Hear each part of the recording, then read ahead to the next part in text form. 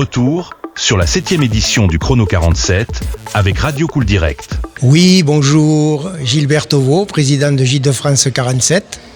Alors Gilbert, on est ici au Chrono 47. Vous, ça fait 3 ans que vous êtes partenaire de cette épreuve sportive, c'est ça?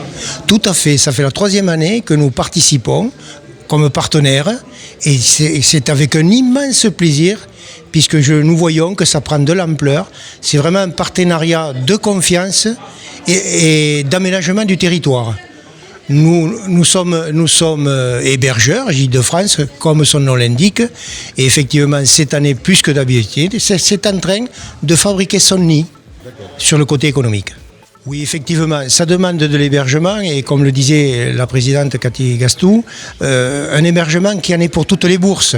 Des hébergements moins importants, d'autres plus importants, parce qu'il y a des cadres, il y a des gens qui accompagnent ce Chrono 47, donc il faut satisfaire à la demande, quelle qu'elle soit. Qu'est-ce qui vous a incité justement à être partenaire depuis 3 ans? C'est quoi? Notre incitation, elle est tout à fait simple. C'est, je le disais à l'instant, l'aménagement du territoire, certes, mais c'est un moyen de communication. C'est un moyen de communication. Notre participation est peut-être modeste. Nous ne pouvons pas faire plus, mais si nous pouvons faire mieux à l'avenir, nous le ferons. Parce que c'est une communication directe. Il y a plus que Facebook qui existe. Et c'est des communications de terrain. Et je pense que le vélo dans la région de l'Albret est positif dans ce cadre-là. Du coup, est-ce que tu as fait le parcours en voiture? Alors, oui, effectivement, comme le disait son président, le parcours était légèrement plus court que l'année passée, 36 km au lieu de 43, mais j'ai compris pourquoi. Effectivement, c'est plus que des côtes. Pour nous qui l'avons fait en voiture, c'était vraiment une campagne adorable, une verdure exemplaire, mais pour les coureurs, la satisfaction qu'ils ont eue, c'est pas les côtes. Parce qu'il peut y avoir des courses qui variaient de 5 à 12%, mais c'est surtout cette volonté de faire ce circuit, et je pense que ça méritait d'être accompagné. Je l'ai fait en voiture, certes, mais ça a été vraiment un plaisir. Du coup, on revient au gîte de Lot-et-Garonne, les gîtes de France, qui cette année 2025 fête bel anniversaire, c'est ça?